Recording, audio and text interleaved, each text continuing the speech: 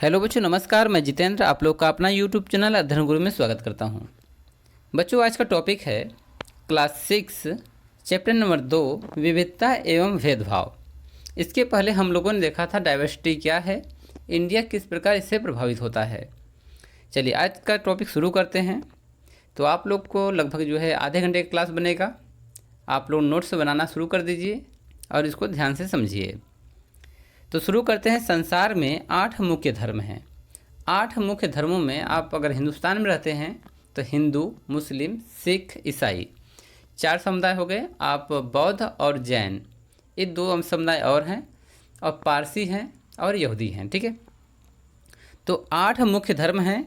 भारत में उन 8 धर्मों के अनुयायी मानने वाले रहते हैं। तो 8 धर्मों के लोग जो मानने वाले हैं इंडिया में या भारत में रहते हैं।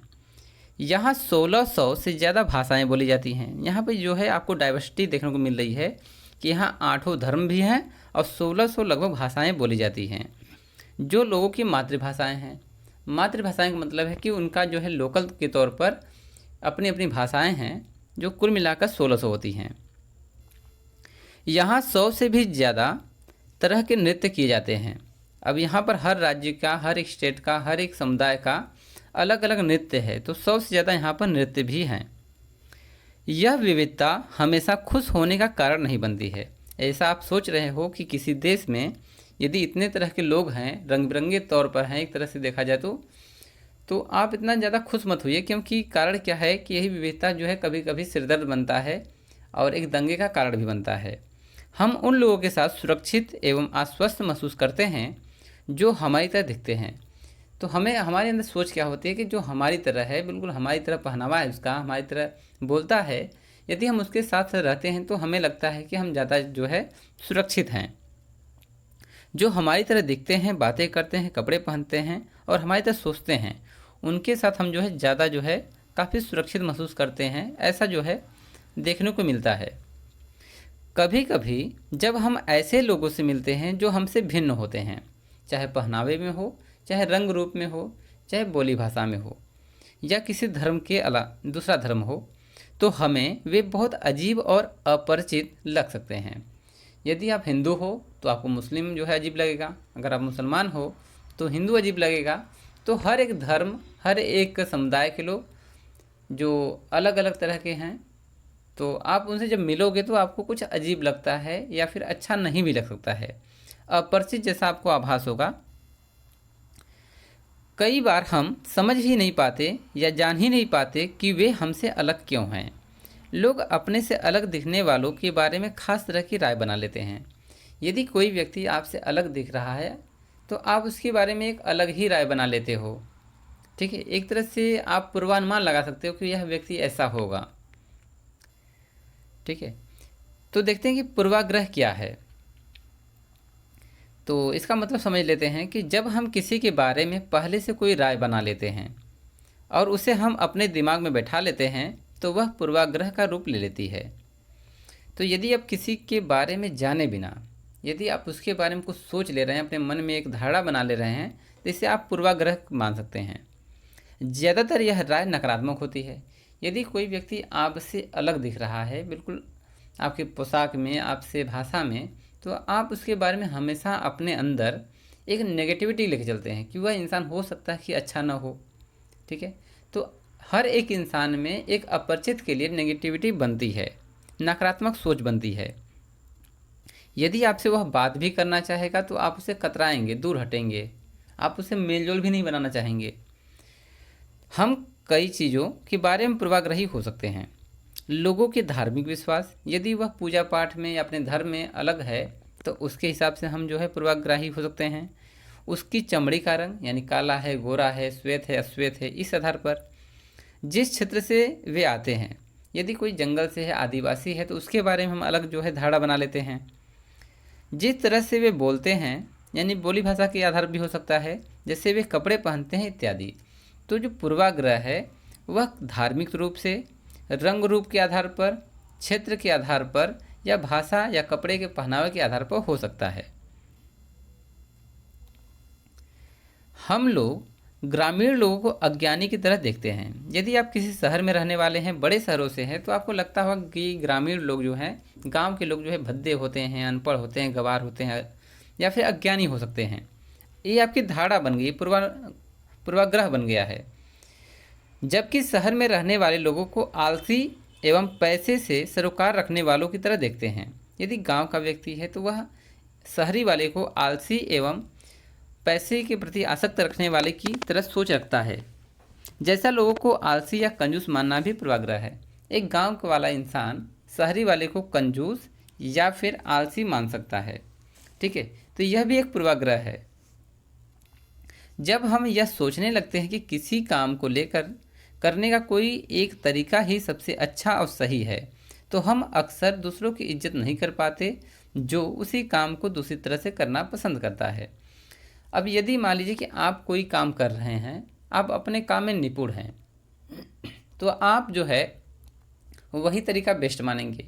यदि कोई व्यक्ति उसी काम को अन्य तरीके से करता है तो आप उसकी धारणा जो है नहीं समझ पाते हैं, ठीक है, या पसंद नहीं करते हैं। अगर उदाहरण के तौर पर देखें तो कोई अगर सोचे कि अंग्रेजी सबसे अच्छी भाषा है, ठीक है, आप मान लीजिए कि अंग्रेजी जो है एक अच्छी भाषा है और दूसरी भाषाएं महत्वपूर्ण नहीं हैं। यदि आप जहाँ पर रहते हैं अगर वहाँ पर अंग्रेजी को ज़्यादा मान्यता है, तो यदि आप अंग्रेजी को ज़्यादा मान्यता दे रहे हैं तो आपको अन्य भाषाएं अच्छी नहीं लगेंगी। तो हम अन्य भाषाओं के लिए बहुत नकारात्मक रूप से देखेंगे। तो अन्य भाषाएं जैसे हिंदी, संस्कृत, उर्दू वगैरह जो है आपको अच्छी नहीं लगेगी। इसके विषय में आपकी धारणा ही गलत हो जाएगी। ठीक है, परिणाम स्वरूप हम उन लोगों की शायद इज्जत भी नहीं कर पाएंगे जो अंग्रेजी के अलावा अन्य भाषाएं बोलते हैं। यदि आप ऐसे माहौल में रहते हैं जहाँ पर इंग्लिश को ज़्यादा महत्व दिया जाता है, तो आप किसी ग्रामीण क्षेत्र में जाएंगे जहाँ पर शुद्ध हिंदी कोई बोल रहा है, भोजपुरी बोल रहा है, तो आप उसको हीन भावना से देखेंगे। उसके प्रति आपका जो है सोच नकारात्मक रहेगा। ठीक है, तो आगे देखते हैं कि लड़के और लड़की में भेद कैसे होते हैं, यानी भेदभाव कैसे होता है। चलिए, समाज में लड़के और लड़कियों में कई तरह से भेदभाव किया जाता है। हम सभी इस भेदभाव से परिचित हैं। जैसे लड़की के विषय में लोग कहते हैं कि वह बहुत सुशील है, सौम्य है, मधुर है, जबकि लड़के के लिए क्या कहते हैं कि उसका बात करने का तरीका सही नहीं है। और अगर लड़की है तो वह नृत्य करने और चित्रकारी करने में निपुण है, जबकि लड़का जो है शरारती हो सकता है। लड़कियों के विषय में धारणा बनती है कि वह खाना पकाने में निपुण है, तो लड़कों के विषय में धारणा होती है कि वो रोते नहीं हैं, है ना। लड़कियां भावुक बहुत होती हैं, लड़के जो है बलिष्ठ होते हैं। कुछ ऐसी धारणाएं जो है बन जाती हैं। चलिए, लड़कों के विषय में उद्यमी शब्द का प्रयोग किया गया है, जबकि लड़कियों का अगर कोई लड़की खेलने में निपुण है तो लोग कहते हैं कि वह अच्छी है खेलने में। ठीक है, तो यहाँ पर जो है बहुत सारे जो है हम लड़के और लड़कियों में भेद करने लगते हैं। जैसे कि एग्जाम्पल दिया जा सकता है कि लड़के और लड़कियों में भेदभाव कैसे है। अभी कुछ समय पहले जो है लड़कियों को ड्राइविंग करना जो है अच्छा नहीं माना जाता था, यानी कि अगर वह एरोप्लेन के पायलट बनना चाहती हैं तो लोग रोक देते थे, ट्रेन का ड्राइवर बनना चाहती थी तो रोक दिया जाता था। पर आज के दिन में लड़कियों भी लड़कों के बराबर कंधे से कंधा मिलाकर चल रही हैं। तो भेदभाव जो है मिट रहा है, परंतु आज भी एक धारणा बनी हुई है कि उनका जो है कार का चलाना या फिर ट्रेन का चलाना या पायलट बनना अच्छा नहीं है। जब हम सभी लोगों को एक छवि, तो हमारी आज टॉपिक क्या है कि रूढ़िबद्ध धारणाएं बनाना। अब धारणाएं जो आप पूर्वाग्रही हैं तो कैसे कैसे धारणाएं बनती हैं इसके बारे में देखते हैं। जब हम सभी लोगों को एक ही छवि में बांध देते हैं या उसके बारे में पक्की धारणा बना लेते हैं तो उसे रूढ़िबद्ध धारणा कहते हैं। रूढ़िबद्ध धारणाएं बड़ी संख्या में लोगों को एक ही प्रकार के खांचे में जड़ देती हैं। तो यदि आप किसी भी समुदाय के विषय में या व्यक्ति के विषय में या धर्म के विषय में आपके अंदर जो भी छवि बनी है वो आपके अंदर घर कर लेती है, और जो भी उस समुदाय में रह रहे हैं उनके अंदर भी यही धारणाएं चलने लगती हैं। यानी कि उनके जो है अलग से ही उनके अंतर मन में ये निहित हो जाता है कि उस इंसान के प्रति हमें, उस समुदाय के प्रति हमें ऐसा सोचना है। कई बार हम किसी खास देश, धर्म, लिंग के होने के कारण किसी को कंजूस, अपराधी या बेवकूफ़ ठहराते हैं। अब देखिए, कोई भी देश है, मान लीजिए कि आप पाकिस्तान की बात करते हैं। पाकिस्तान का जब नाम आता है तो लोगों के अंदर एक ही धारा चलती है कि वह आतंकवादी देश है। ठीक है, तो एक ही देश के नाम पर सभी को जो है हम एक नाप तोल लेते हैं कि वहाँ के जो नागरिक हैं सब के सब आतंकवादी हैं, जबकि ऐसा तो नहीं होता है। तो आप किसी को भी अपराधी भी कह सकते हैं, कंजूस कह सकते हैं, बेवकूफ़ भी कह सकते हैं। ऐसा दरअसल उसके बारे में मन में एक पक्की धारणा बना लेने के कारण होता है। तो पक्की धारणा जो है, अगर किसी देश के प्रति, लोगों के प्रति या समुदाय के प्रति या फिर किसी स्टेट के बारे में ऐसी धारणा बन गई है कि वह इंसान जो है बेवकूफ़ है, अपराधी है, कंजूस है, तो आप उसके बारे में कितना भी अच्छा करेगा, आप उसके बारे में वही धारणा बना के चलते हो। हर देश, धर्म आदि में हमें कंजूस, बेवकूफ़ लोग मिल जाते हैं, चाहे वो कोई भी देश हो, धर्म हो, वहाँ पर जो है कंजूस, अपराधी, बेवकूफ़ आदि सभी लोग मिल जाते हैं। जबकि आप किसी देश विशेष के बारे में ऐसा सोचते हो, जबकि यह तो पूरे विश्व में है। सिर्फ इसलिए ही कुछ लोग उस समूह में वैसे हैं। पूरे समूह के बारे में ऐसी राय बनाना वाजिब नहीं है। हो सकता है कुछ लोग आतंकवादी हो सकते हैं, कुछ लोग जो बेवकूफ़ हो सकते हैं, पर आप पूरे देश को ऐसा कह रहे हो, तो ऐसा हमें नहीं सोचना चाहिए। ये हमारे लिए सही नहीं हो सकता है। इस प्रकार की धारणाएं हमें प्रत्येक इंसान को एक अनोखे और अलग व्यक्ति की तरह देखने से रोक देती हैं। यदि आप सोचते हो कि यार सभी लोग देश में बेवकूफ़ नहीं हैं, अपराधी नहीं है, कंजूस नहीं है, तो हर किसी इंसान के बारे में आपकी धारणाएं जो है स्वतंत्र हो जाती हैं। इस प्रकार की धारणाएं हमें प्रत्येक इंसान को एक अनोखे और अलग व्यक्ति की तरह देखने से रोकती हैं। हम नहीं देख पाते कि उस व्यक्ति के अपने कुछ खास गुण और क्षमताएं हैं जो दूसरों से अलग हैं। अब बात करते हैं कि मान लीजिए एक ही काम है, आप अपने ढंग से करते हैं, कोई दूसरे ढंग से करता है, परंतु निष्कर्ष वही निकला है जो आप निकाल रहे हैं, परंतु आप अपने को अच्छा कर रहे हैं, उसको जो है ख़राब कर रहे हैं, तो ये धारणा गलत है। ठीक है। जैसे माना जाता है था कि हवाई जहाज उड़ाने का काम लड़कियां नहीं कर सकती हैं, जबकि इस धारणा को लोगों ने बाद में बदल दिया। इन धारणाओं को का असर हम सब पर पड़ता है। कई बार ये धारणाएं हमें ऐसे काम करने से रोकती हैं जिनको करने की काबिलियत शायद हम में हो। तो जैसा कि लड़कियों को एरोप्लेन उड़ाने से रोका जाता था, पर आज के दौर में उड़ा रही हैं। तो क्षमताएं तो होती हैं, पर समाज हमें ये करने से रोकता है। चलिए अब देखते हैं कि असमानता एवं भेदभाव क्या है। तो असमानता का मतलब क्या है कि यहाँ पर जो है विभिन्नता से मतलब नहीं है। असमानता में गरीब अमीर हो सकता है। ठीक है। तो भेदभाव तब होता है जब लोग पूर्वाग्रहों या रूढ़िबद्ध धाराओं के आधार पर व्यवहार करते हैं। यदि आप एक पूर्वाग्रही हैं, आप सोच लेते हैं किसी के बारे में, आप जानते हैं कि पूर्वाग्रही हमेशा नेगेटिव सोचता है। आप किसी भी रूढ़िबद्ध या फिर पुरानी परंपराओं से जुड़े हुए हैं, तो यदि कोई आपकी परंपरा से थोड़ा अलग मिलता है तो आप उससे भेदभाव करने लगते हो।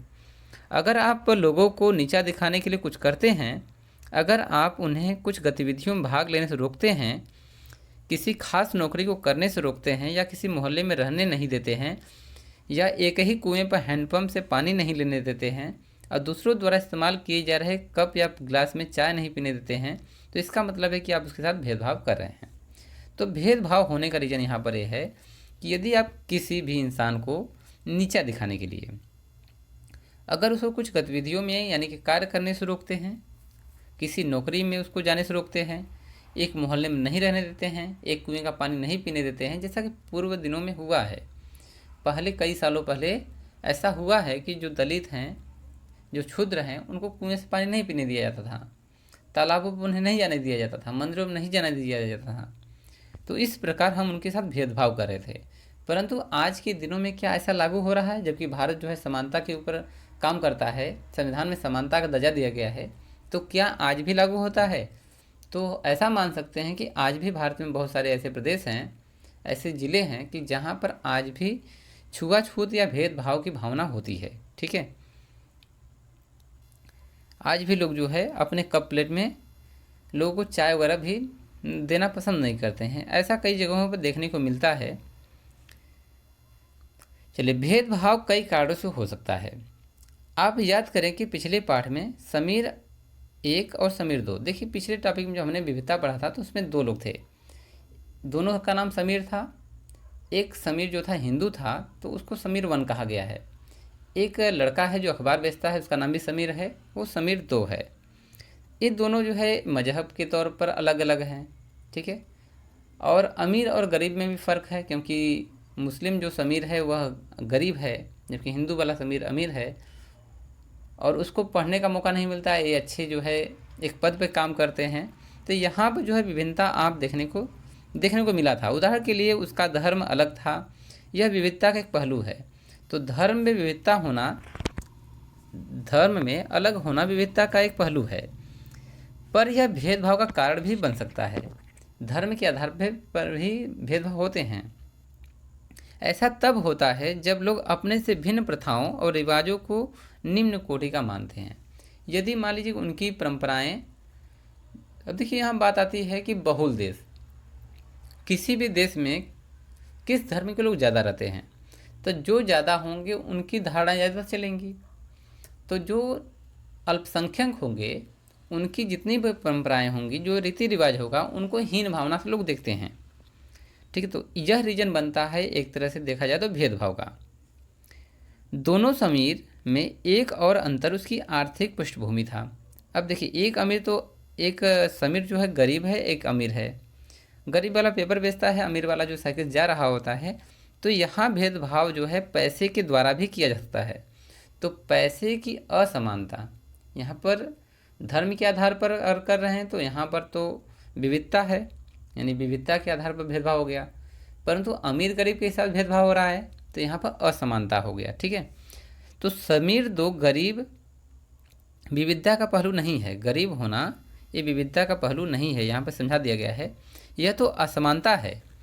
बहुत लोगों के पास अपने खाने, कपड़े और घर मूल ज़रूरतों को पूरा करने के लिए साधन और पैसे नहीं होते हैं। इस कारण दफ्तरों, अस्पतालों, स्कूलों आदि में उनके साथ भेदभाव किया जाता है। तो कुछ लोग जो है इतने गरीब होते हैं कि उनके साथ स्कूलों आदि में भी भेदभाव होते हैं, उनको अलग बैठा दिया जाता है। कुछ इस प्रकार जो है हम लोग पिछले दिनों में देखे हैं। या फिर आप ऐसा कर सकते हैं कि जो लोग दलित हैं, निम्न कास्ट के हैं, उनको क्लास में पीछे बैठने का मौका मिलता है। आप ऐसा भी देख सकते हैं। कुछ लोगों को विविधता और असमानता पर आधारित दोनों ही तरह के भेदभाव का सामना करना पड़ता है। एक तो इस कारण से वे उस समुदाय के सदस्य हैं जिनकी संस्कृति का कोई मूल्यवान नहीं माना जाता है। तो यहाँ पर बात आती है धर्म के आधार पर संस्कृति। यदि संस्कृति उनकी हीन मान रहे हैं तब भेदभाव होगा। यदि आप गरीब हैं तब भी आप भेदभाव के शिकार होंगे। ऊपर से यदि वे गरीब हैं और उनके पास अपनी ज़रूरतों को पूरा करने के साधन नहीं हैं, तो इस आधार पर भी भेदभाव किया जाता है। ऐसे दोहरे भेदभाव का सामना कई जनजाति लोगों, धार्मिक समूहों और ख़ास क्षेत्र के लोगों को करना पड़ता है। तो आज के दिनों में ही जनजाति जो है, जो वनों में रहती हैं, जिसको हम एसटी के अंतर्गत रखते हैं या एससी के अंतर्गत रखते हैं, इनको आज भी सामना करना पड़ता है ऐसी भेदभाव का।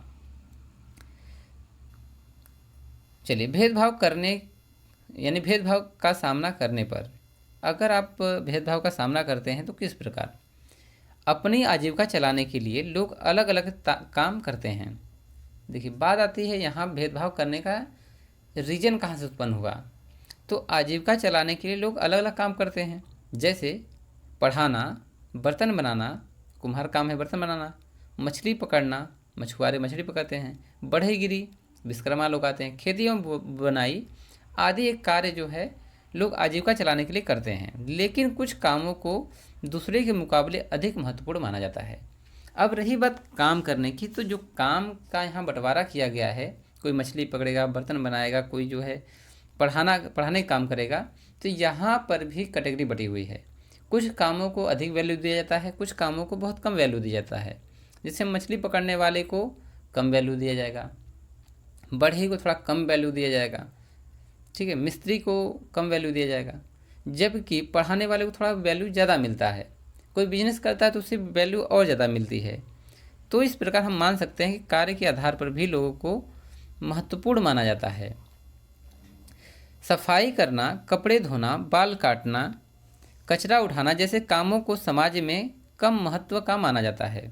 यदि कोई कपड़े धोने वाला है, बाल काटने वाला है, कचरा उठाने वाला है, सफाई करने वाला है, तो समाज में जो है हीन भावना से लोग देखते हैं, गरीब मानते हैं। इसलिए जो लोग इन कामों को करते हैं उनको गंदा और अपवित्र माना जाता है। यह जाति व्यवस्था के बड़ा ही महत्वपूर्ण पहलू है। तो जो लोग ऐसा काम करते हैं उनको अपवित्र माना जाता है। ठीक है। जाति व्यवस्था में लोगों के समूहों को एक तरह की सीढ़ी के रूप में रखा गया है, जिसमें एक जाति दूसरे के जाति के ऊपर या नीचे होती है। अब जाति व्यवस्था में जो है सबसे टॉप पर जनरल हो गया, फिर ओबीसी हो गया, फिर एससी हो गया, एसटी हो गया, कुछ इस प्रकार जो है आप देखते हैं कैटेगरी बटा हुआ है ना। जिन्होंने अपने आप को सीढ़ी में सबसे ऊपर रखा उन्होंने अपने को ऊंची जाति का या उत्कृष्ट कहा। तो जो लोग इस पिरामिड व्यवस्था में, जो जाति की पिरामिड व्यवस्था बनी है उसमें जो टॉप लेवल पर है वो अपने आप को उत्कृष्ट मानते हैं। आप जनरल कैटेगरी भी कह सकते हैं। ठीक है। जिन लोगों को इस सीढ़ी के तले में रखा गया उनको अछूत और अयोग्य कहा जाता है। जाति प्रथा के नियम एकदम निश्चित है। इन अछूतों को दिए गए काम के अलावा और कोई काम करने की इजाज़त नहीं थे। तो जो अछूत होते थे उनका काम होता था पानी भरना, कुएं पानी करना, ठीक है, गाय खिलाना, बकरी चराना, ठीक है, पत्तल बनाना, ठीक है, कपड़े धोना, साफ सफाई, बाल काटना, ये सब जो काम दिए गए थे इनको इजाज़त नहीं थी कि ये अपने कार्य को बदलें, क्योंकि जाति व्यवस्था में असमानता को दूर किया जा सकता है तो अपने कार्यों को बदल करके। अगर बर्तन बनाने वाला अदर काम नहीं करेगा तो असमानता दूर नहीं होगी, क्योंकि उसी काम में निपुण रहेगा, उसकी पीढ़ियाँ भी वही काम करेंगी और एक दिन उस कार्य की वैल्यू घटेगा तो वह इंसान पीछे हो जाएगा। ठीक है। उदाहरण के लिए कुछ समूहों को सिर्फ कचरा उठाने और मरे हुए जानवरों को गांव से हटाने की इजाज़त थी। तो कुछ समूह में जो जातिगत व्यवस्था है उसमें कचरा उठाने और जानवरों को गांव से बाहर फेंकने का काम दिया गया था। उन्हें ऊंची जाति के लोगों के घर में घुसने, गांव के कुएं से पानी लेने और यहाँ तक कि मंदिर में घुसने की इजाज़त नहीं थी, यानी कि उसके प्रांगण में नहीं जा सकते थे। उनके बच्चे दूसरी जाति के बच्चों के साथ स्कूल में नहीं बैठ सकते थे। तो जो कार्य के आधार पर जो जातियाँ बटी थी, यदि कोई इंसान कचरा उठा रहा है या मरे हुए जानवरों को फेंक रहा है, ठीक है, या तो ऐसे लोग जो है जब ऊंचे जाति के लोगों के घर पे जाते थे तो इनको पानी नहीं दिया जाता था, इनको घर से ही दूर भगा दिया जाता था। यानी इनके साथ भेदभाव हो रहा है तो उनके कार्यों की वजह से। इस तरह ऊंची जाति के लोगों को जो अधिकार हासिल था उससे उन्होंने तथाकथित अछूतों को वंचित रखा। तो जो अधिकार ऊंची जातियों को मिला था इससे अछूत जो है काफ़ी अनभिज्ञ रहे हैं, उनको दबाया गया, उनको जो है ये अधिकार नहीं दिए गए। अब देखते हैं कि दलित शब्द, जो अछूत हैं उन्होंने एक शब्द का यूज किया है दलित। ठीक है। तो दलित वह शब्द है जो नीची कही जाने वाली जाति के लोग अपनी पहचान के रूप में इस्तेमाल करते हैं। तो जो नीची जातियां थी, जो तलहटी में थी, जो दबी हुई जातियां थी, उन्होंने अपने आप को नीची जाति न कह के दलित कहना शुरू कर दिया। वे इस शब्द को अछूत से ज़्यादा पसंद करते हैं। अछूत मतलब कि यदि जो इंसान छूने योग्य ना हो या जिसको आप टच ना करवा सकें, ठीक है, तो इस शब्द से अच्छा है कि वह दलित कह ले, यानी कि दबाया हुआ। दलित का मतलब है जिन्हें दबाया गया, ठीक है, कुचला गया। दलितों के अनुसार यह शब्द दर्शाता है कि कैसे सामाजिक पूर्वाग्रहों और भेदभाव ने दलित लोगों को दबा कर रखा। यानी ऊंची जातियों ने इनको कैसे कुचला, दबाया, ठीक है, इनको अपने अधिकारों से वंचित रखा। तो सरकार ऐसे लोगों को अनुसूचित जाति के वर्ग में रखती है। तो ऐसे जो लोग हैं, जो दलित हैं, उनको एससी कोटा में रखा गया है, सरकार उन्हें अनुसूचित जाति में रखती है। अब देखते हैं कि भीमराव अंबेडकर, डॉक्टर भीमराव अंबेडकर, जिन्होंने संविधान की रचना किया था, भारत के एक महान नेता डॉक्टर भीमराव अंबेडकर ने जाति व्यवस्था पर आधारित भेदभाव के अपने अनुभव के बारे में लिखा है। यह अनुभव उनको 1901 में हुआ था, जब वह केवल 9 साल के थे। वे महाराष्ट्र में कोरे गांव में अपने भाइयों के साथ पिता से मिलने गए थे। तो बात है कि कोरे गांव में एक स्टेशन है, वहाँ पर उनके पिता और भाई जो है समय पर नहीं आ पाए थे, तो वह स्टेशन गए थे। उनको देखने में तो नहीं लग रहा था कि यह एक दलित हैं, एससी के हैं। तो उन्होंने पूछा कि या फिर कब ट्रेन आएगी। तो स्टेशन मास्टर ने पहले तो सोचा कि ये हो सकता है कोई ऊंची जाति का हो। जब उसे पता चलता है कि यह दलित हैं तो वह वहाँ से चला जाता है। कई घंटे निकल जाते हैं, ट्रेन नहीं आती है, तो वह चाहता है कि अपने पिता और भाइयों से वह बैलगाड़ी से जाए। तो जो बैलगाड़ी चलाने वाले थे वह भी ऊंची जाति के थे, तो उन्होंने उसे नहीं बैठाया। तो वहाँ पर आप सोच सकते हैं कि एक छोटे से बालक के साथ, एक छोटे लड़के के साथ जो 9 साल का है, उसके साथ भी कितनी छुआछूत या फिर आप उसको भेदभाव के रूप में देख सकते हैं, कितना भेदभाव किया गया था। डॉक्टर भीमराव अंबेडकर 1891 में इनका जन्म है, 1956 तक ये रहे हैं, को भारतीय संविधान के पिता एवं दलितों के सबसे बड़ा नेता के रूप में जाना जाता है। तो भारतीय संविधान के पिता डॉक्टर भीमराव अंबेडकर। डॉक्टर अंबेडकर ने दलित समुदाय के अधिकारों के लिए लड़ाइयाँ लड़ी। उनका महार जाति में जन्म हुआ था। जाति कौन सी थी? महार, ठीक है, जो अछूत मानी जाती थी। महार लोग गरीब होते थे, उनके पास ज़मीन नहीं थी और उनके बच्चों को वही काम करना पड़ता था जो वे खुद करते थे। तो महार जाति गरीब थी, उनके बच्चों को वही काम करना है जो पिता करता था, ठीक है। उन्हें गांव से बाहर रहना पड़ता था और गांव के अंदर आने की इजाज़त नहीं थी। चलिए, आप जो है 20 साल पहले देख लीजिए, 20 साल 25 साल पहले जब हम लोग छोटे थे, ठीक है, तो उस समय आप देखते होंगे कि एक गांव होता है और गांव के बाहर ही एक ऐसा समुदाय रहता है जो बिल्कुल गांव से कटा हुआ है। आप ऐसा कर सकते हैं कि जो एससी के लोग हैं तो उनको गांव के बाहर जो है अलग से रहने की इजाज़त थी। ऐसा उस समय, जबकि अब जो है ये शहरों की बात नहीं है, शहरों में तो सभी लोग एक दूसरे में मिल गए हैं, परंतु आज भी गांव में आप जाकर देख सकते हैं कि जहाँ पर भाई एससी के लोग हैं वहाँ पर बिल्कुल अलग ही कैटेगरी में दिखाई देते हैं, ठीक है। ये 90% सत्य है। अंबेडकर अपनी जाति के वे पहले व्यक्ति थे जिन्होंने अपने कॉलेज की पढ़ाई पूरी की और वकील बनने के लिए इंग्लैंड चले गए। उन्होंने दलितों को अपने बच्चों को स्कूल कॉलेज भेजने के लिए प्रोत्साहित किया।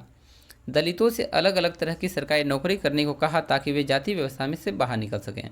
उन्होंने कहा कि आप चमड़े धोना, कपड़े धोना या फिर बाल काटना या फिर मरे हुए जानवरों को गाँव से बाहर फेंकना, ये सब काम छोड़ दीजिए, आप अपने काम को बदलिए ताकि जाति व्यवस्था में असमानता दूर हो सके। दलित के मंदिर में प्रवेश के लिए जो कई प्रयास किए जा रहे थे उनका अंबेडकर ने नेतृत्व किया। उन्हें ऐसे धर्म की तलाश थी जो उनको समान निगाह से देखे। जीवन में आगे चलकर उन्होंने धर्म परिवर्तन करके बौद्ध धर्म को अपना लिया। जब उन्होंने देखा कि हिंदू धर्म में जो है लोग जो है भेदभाव कर रहे हैं, मंदिरों से जाने से रोक रहे हैं, लोग अपमान कर रहे हैं, तो इससे अच्छा है कि बौद्ध धर्म में चला जाए जहाँ पर लोगों को समान अधिकार दिया जाता है। तो अंबेडकर ने अपने आखिरी समय में बौद्ध धर्म अपना लिया था। उनका मानना था कि दलितों को जाति प्रथा के खिलाफ अवश्य लड़ना चाहिए और ऐसा समाज बनाने की तरफ काम करना चाहिए जिसमें सबकी इज्जत हो, न कि कुछ लोगों की। तो जाति व्यवस्था में वो चाहते थे कि दलितों को भी वही सम्मान मिले जो ऊंची कास्ट को मिलता है। जिस सम्मान से वो वंचित रहे वह सम्मान भी उनको मिलना चाहिए। इसलिए वो काफ़ी अपने जीवन में संघर्षरत रहे। उन्होंने काफ़ी संघर्ष किया। समानता के लिए संघर्ष, देखिए, समानता के लिए लोग एक बराबर हों, सभी समुदाय एक साथ रहें, किसी के साथ भेदभाव ना हो, इसके लिए संघर्ष करना पड़ा। ब्रिटिश शासन से आज़ादी पाने के लिए जो संघर्ष किया गया था उसमें समानता के व्यवहार के लिए भी किया गया संघर्ष भी शामिल था। अब उस संघर्ष में ऐसा नहीं कि केवल ऊंची कास्ट के लोग थे या केवल व्यापारी वर्ग थे, इसमें दलित भी थे, निम्न कास्ट के भी थे। उन्होंने इसलिए भाग लिया था क्योंकि उनको भी समान अधिकार चाहिए थे। उनको भी मंदिर में जाना था, उनको भी कुएं से पानी पीने थे, हैंडपंप छूने का अधिकार होना चाहिए, यानी कि इंसान इंसान होना चाहिए। इसलिए वो शामिल हुए थे। दलितों और तो जनजातीय लोगों ने, किसानों ने अपने अपने जीवन में जिस गैर बराबरी का अनुभव किया था उनके खिलाफ उन्होंने लड़ाइयाँ लड़ी। क्योंकि उनको समानता चाहिए था इसलिए उन्होंने बढ़ चढ़ के भाग लिया और अपने अपने लेवल पर उन्होंने क्रांतियाँ किया। जैसा कि पहले भी बात हुई, बहुत सारे दलितों ने संगठित होकर मंदिर में प्रवेश पाने के लिए संघर्ष किया। महिलाओं ने मांग की कि जैसे पुरुषों के पास शिक्षा का अधिकार है वैसे ही उन्हें भी शिक्षा का अधिकार मिलना चाहिए। किसानों और दलितों ने अपने आप को जमींदारों और उनकी ब्याज की दर से छुटकारा दिलाने के लिए संघर्ष किया। जो किसान थे और दलित ने अपने आप को जमींदारी प्रथा से के खिलाफ, अगर उचित दर पर उनको ब्याज वसूला जाता था तो एक साथ मिल करके उससे छुटकारा पाने का संघर्ष किए थे। सन 1947 में भारत जब आज़ाद हुआ और एक राष्ट्र बना तो हमारे नेताओं ने समाज में व्याप्त कई तरह की असमानताओं पर विचार किया। जब संविधान का निर्माण हो रहा था तो हमारे जो नेता थे वो जानते थे कि समाज में क्या बुराइयां हैं। संविधान लिखने वाले लोग भी इस बात से अवगत थे कि हमारे समाज में कैसे भेदभाव किया जाता है और लोगों ने उसके खिलाफ किस तरह के संघर्ष किए हैं। ये संविधान निर्माताओं को अच्छी तरह पता था कि समाज में किस प्रकार कुरीतियाँ व्याप्त हैं और हमें संविधान में क्या करना है, उनको पहले से पता था। कई नेता इन लड़ाइयों के हिस्से थे, जैसे डॉक्टर अंबेडकर। इसलिए नेताओं ने संविधान में ऐसी दृष्टि और लक्ष्य रखा जिससे भारत में सभी लोगों को बराबर माना जाए। समानता को एक अहम मूल्य की तरह माना गया है जो हम सभी को एक भारतीय के रूप में जोड़ती है। प्रत्येक व्यक्ति को समान अधिकार और समान अवसर प्राप्त है। अस्पृश्यता यानी छुआछूत को अपराध की तरह देखा जाता है। तो संविधान निर्माताओं ने संविधान में ऐसी व्यवस्था की लोगों को समानता का अधिकार मिल सके। यदि जहाँ पर भी छुआछूत या अस्पृश्यता है वहाँ पर लोगों को दंडित किया जाए। अगर हम भारत की बात करते हैं कि अगर हम भारतीय हैं तो सभी लोग को एक ही दृष्टि से देखना पड़ेगा और इसे कानूनी रूप से खत्म कर दिया गया। जो लोग अपनी पसंद का काम चुनने के लिए बिल्कुल आज़ाद हैं। नौकरियां सभी के लिए खुली हुई हैं। जैसा कि पहले ये माना गया था कि जो इंसान निम्न कास्ट का है उसे कुछ काम दिए गए थे, सफाई करना, बकरी चराना, है ना, देखभाल करना, सेवा करना। तो लोगों को ये कहा गया कि आप अपने पसंद का काम कर सकते हैं, आपके लिए सभी नौकरियों के लिए दरवाजे खुले हुए हैं। इन सबके अलावा संविधान ने सरकार पर यह विशेष जिम्मेदारी डाली कि वह गरीबों और मुख्य धारा से अलग पड़ गए समुदायों को इस समानता के अधिकार के फायदे दिलवाने के लिए विशेष कदम उठाए। और सरकार पर यह संविधान के द्वारा कहा गया कि जो समुदाय हमसे वंचित हैं, हम भारतीय समुदाय से बिल्कुल अलग हैं, उनको भी इस मुख्य धारा में जोड़ा जाए। संविधान के लेखकों ने यह भी कहा कि विविधता की इज्जत करना, उसे मूल्यवान मानना समानता सुनिश्चित करने से बहुत ही महत्वपूर्ण कारक है। तो उन्होंने कहा कि जो विविधता हमारे यहाँ है, जो अलग अलग धर्म समुदाय के लोग हैं, इनकी इज्जत करना सीखें। इनको जो है ये हमारे संस्कृति के लिए महत्वपूर्ण हैं। उन्होंने यह महसूस किया कि लोगों को अपने धर्म का पालन करने, अपनी भाषा को बोलने, अपने त्यौहार मनाने और अपने आप को खुले रूप से अभिव्यक्त करने की आज़ादी होनी चाहिए। उन्होंने कहा कि कोई एक भाषा, धर्म या त्यौहार सबके लिए अनिवार्य नहीं है, होना चाहिए। उन्होंने जोर दिया कि सरकार सभी धर्मों को बराबर मानेगी। तो संविधान निर्माताओं ने यह पूर्णतः यह आश्वस्त थे कि जो भी जिस धर्म का है उसे कोई फोर्स नहीं कर सकता है कि वह एक धर्म को या एक त्यौहार को अनिवार्य रूप से मनाए। जैसी मर्जी वो खुल कर रहे, अपना त्यौहार मनाए। सभी धर्मों को बराबर अधिकार मिलना चाहिए। इसलिए भारत एक धर्मनिरपेक्ष राज्य है, यानी देश है, जहाँ लोग बिना भेदभाव के अपने धर्म का पालन करते हैं। इसे हमारी एकता के महत्वपूर्ण कारक के रूप में देखा जाता है कि हम सब इकट्ठे रहते हैं और एक दूसरे की इज्जत करते हैं। यानी भारत एक विविधताओं का देश है और यहाँ सभी का सम्मान होता है और सभी लोग जो है मिल करके रहते हैं। तो बच्चों, मैं आपको बता दूं कि जो मेरा वीडियो है आप लोग देखते हैं, सभी लोग हैं। मैंने देखा है कि मेरे वीडियो पर 97% से ज़्यादा लोग जो है न्यू व्यूवर्स हैं, यानी देखते तो हैं पर सब्सक्राइब नहीं करते हैं। तो मैं आपसे प्रार्थना करता हूँ कि आप जो है चैनल को सब्सक्राइब कर लें, जिससे कि मैं जब वीडियो आपको अपलोड करूँ तो आपको मेरे नोट्स ज़रूर मिले। धन्यवाद।